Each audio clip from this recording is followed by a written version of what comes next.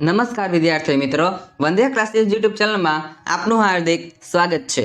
આજના વિડીયોમાં આપણે ધોરણ 9ના વિજ્ઞાન વિષયના પ્રથમ વર્ષ માટે જે નવી બ્લુપ્રિન્ટ આવેલી છે એટલે કે 30% એટલો આધાર જે નવી બ્લુપ્રિન્ટ આવેલી છે આજે આપણે તેને સંપૂર્ણ ચર્ચા કરવાના છે।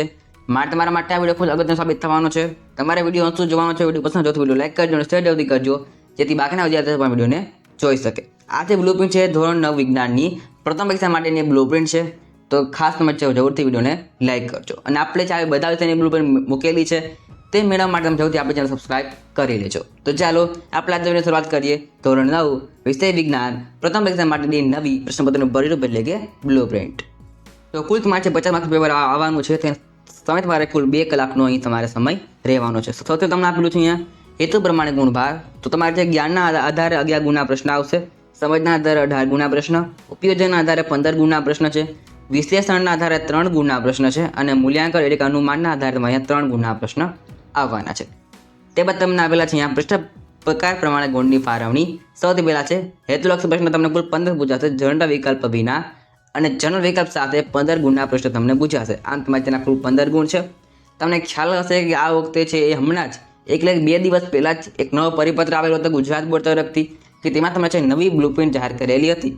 એમાં તમારે 30% પ્રશ્ન આવશે હેતુલક્ષી પ્રકારના અને બાકીના પ્રશ્ન એટલે કે 70% પ્રશ્ન બાકીના વર્ણનાત્મક પ્રશ્ન આવવાના છે। ઉપરાંત તમને જનરલ વિકલ્પ જોવા મળશે, એ તમારા માટે ફાયદાની વાત છે। આગળ વાત કરીએ, ટૂંકા પ્રશ્ન તમને કુલ 6 પૂછાશે જનરલ વિકલ્પ વિના, અને જનરલ વિકલ્પ સાથે તમને છે કુલ 9 જોવા મળશે। એટલે કે તમને છે કુલ 9 સવાલ આપેલા હશે, તેમાં તમને કોઈ પણ 6 સવાલ લખવાના રહેશે। એ તમને કુલ 12 માર્ક્સના એટલે કે એક સવાલ તમારે અહીંયા 2 માર્ક્સના આવશે। કેટલા માર્ક્સ છે? એક સવાલ તમને અહીંયા 2 માર્ક્સો જોવા મળશે। કેટલા છે? અહીંયા 2 માર્ક્સો એક સવાલ આવશે।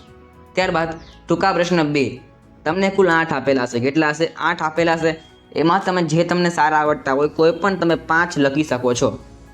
તેના ગુણ તમારે 15 છે, એટલે કે એક સવાલ તમારે અહીંયા 3 માર્ક્સનો રહેશે। તમારે 5 લખવાના છે, તેના ગુણ 15 છે, એટલે એક સવાલ 3 માર્ક્સનો।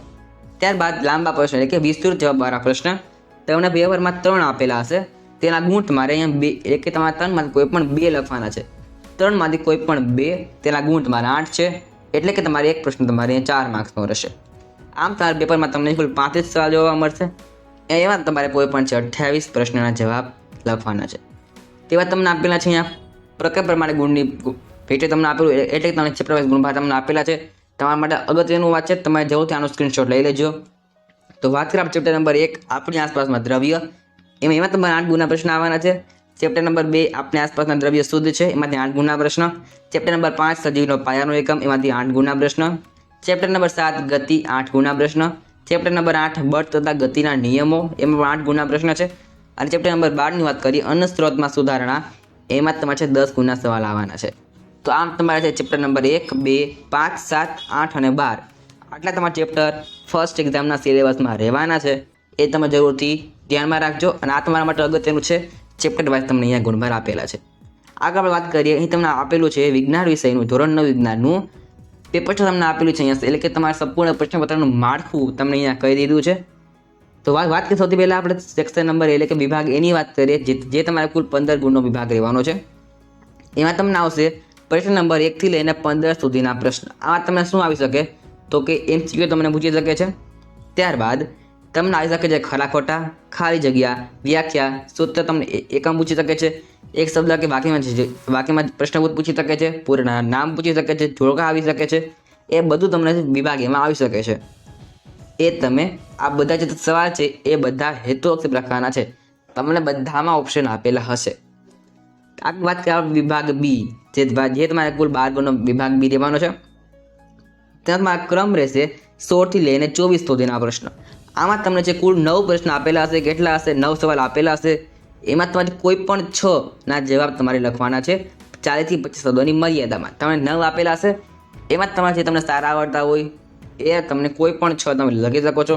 અહીં તમારે દરેક પ્રશ્નના 2-2 ગુણ આપેલા હશે। આમ તમે કુલ 6 પ્રશ્ન આમાં જોવા મળશે। તમારે 9માં કોઈ પણ 6 સવાલ લખવાના છે। વિભાગ સી ની વાત કરીએ, તમારે કુલ 15 ગુણનો વિભાગ છે, તેનો તમારો ક્રમ રહેશે 25 થી લઈને 32 સુધીના પ્રશ્ન તમારે વિભાગ સીમાં જોવા મળશે। અહીં તમને 8 પ્રશ્ન આપેલા હશે, એમાં તમારે કોઈ પણ છે 5ના જવાબ લખવાના છે। કેટલા? 5ના જવાબ લખવાના છે। અહીં તો પ્રત્યેકના 3 ગુણ છે। વિભાગ ડી ની વાત કરીએ, જે કુલ 8 ગુણનો વિભાગ છે। અહીં તો ક્રમ રહેશે 33 લઈને 35 સુધીના પ્રશ્ન તમને આમાં જોવા મળશે. અહીં તમને કુલ 3 સવાલ આપેલા હશે, તેમાં તમારે કોઈ પણ બેના છે જવાબ લખવાના છે. આમ તમારે છે કુલ અહીંયા 8 પૂછે રહેવાના છે.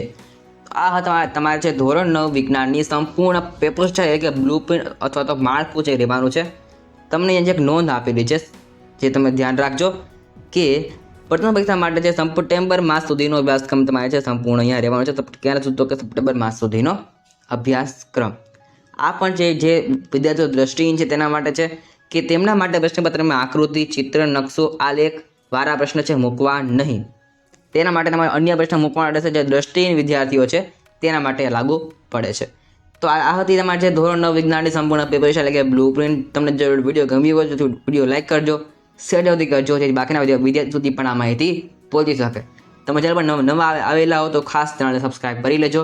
તમને આવા જ ઉપયોગી વિડીયોઝ હંમેશા માટે મળતા રહેશે. તો આજના વિડીયો માટે આટલું જ. મળીશું નેક્સ્ટ વિડીયોમાં. Thanks for watching. All the best. જય હિન્દ. વંદે માતરમ.